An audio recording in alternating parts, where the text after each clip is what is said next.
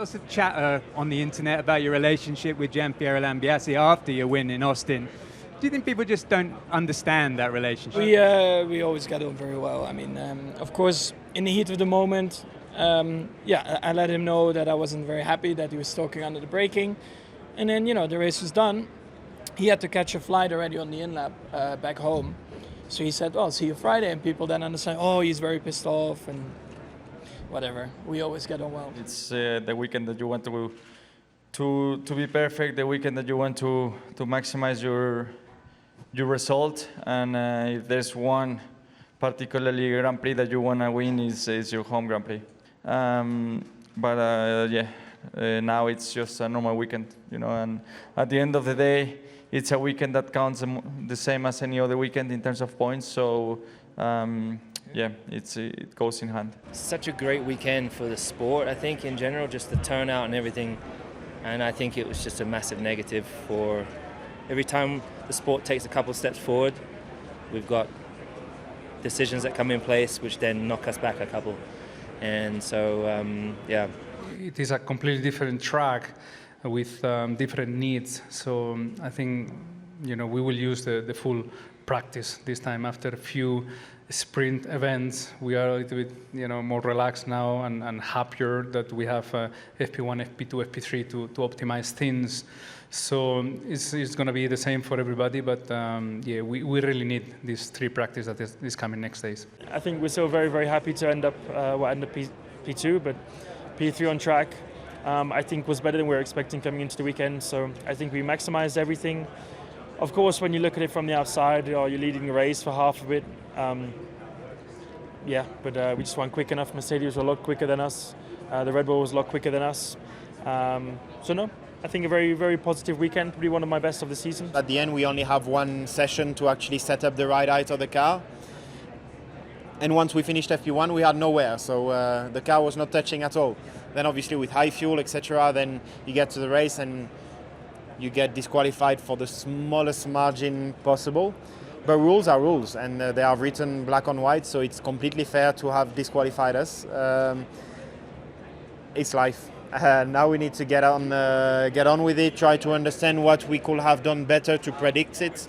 Even though in a situation like this, it's very difficult because in FP1 we had no signs of touching anywhere, which makes it very difficult to then predict on Sunday. Yeah, the car was performing really well last year. On paper, I'd say the circuit suits us better than the likes of Austin and Qatar and Japan, of which were still pretty competitive too. So I wouldn't say we have high hopes here, but I think it should suit us slightly better. Bit of an unknown going to the C5 compound this year compared to the C4 last year, but we're feeling optimistic going into these 2 races. So as I went through the weekend, I was getting better and better, and Sunday was looking pretty good. Had a good start, and then unfortunately had to retire. But definitely one of the weekends where I'll learn the most.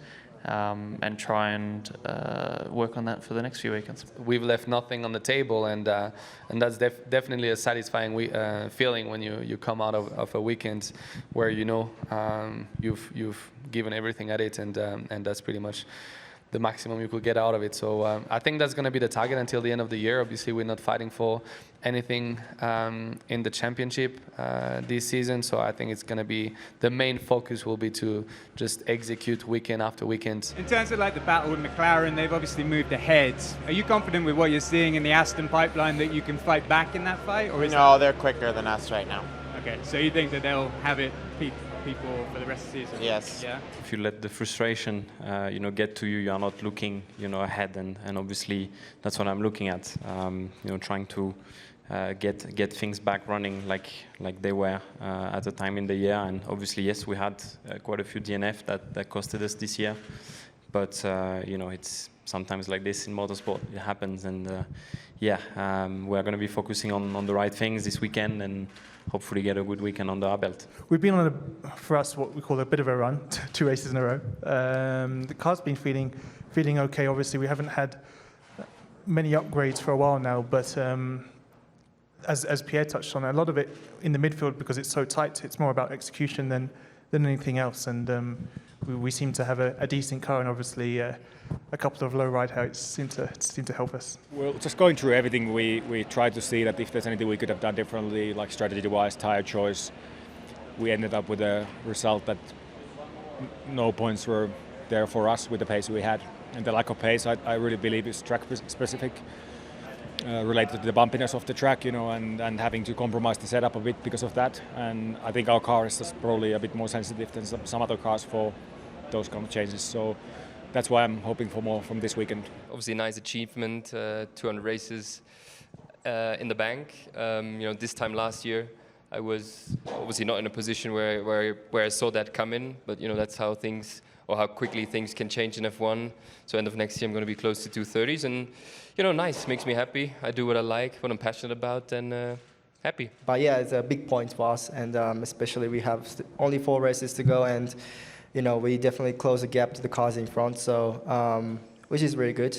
And last fastest lap was I enjoyed a lot with the last fresh tires on a soft. You can mostly in the race you're managing the tires, and now you can go flat out. So yeah, it was a cool moment, and I think we got a good motivation for now, extra motivation from that point. And I think we're ready for the rest of the races. We was expecting to pick up a little bit quicker the pace like the other few races. We've been stronger on Sunday than maybe Friday or Saturday in quali. But Austin was completely opposite round, so we was quite surprising actually with the amount of lack of speed on Sunday. So we didn't really have the car to be fighting for points. Unfortunately, after a pretty good P12, P13 starting grid. We brought an upgrade to the car, and I think there were some positive signs from the running we did. Seems like there's more potential there and some interesting stuff that we can work on. I do think it was different, and it's given us a new hand to play. Honestly, it was just a boost for the whole team.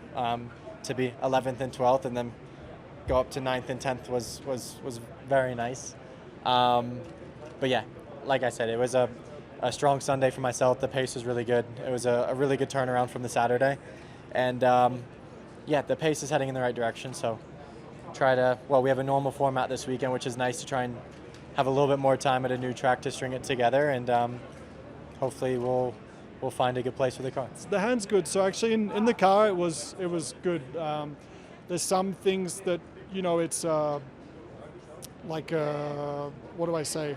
Some things which still don't feel completely normal when I do like little bits and pieces here and there, but the gripping the wheel and the driving it's probably the thing I'm really comfortable doing at the moment. So fortunately that's good. So I felt fine really. There was nothing like that. For sure there was a little bit of just me, like I had to do it to know how it felt, but I quickly gained some confidence through the weekend, and I think the weekend as a whole was, let's say, behind the scenes, actually not a bad weekend. I think on paper it didn't look so good, but we found what the issue was during the race shortly after the first pit stop, and the reason why we, let's say, fell away from the race with some damage. So up until that point, I think we were competitive, and it's let's say not a bad place to start. And this weekend, just get on with it. Q3 points,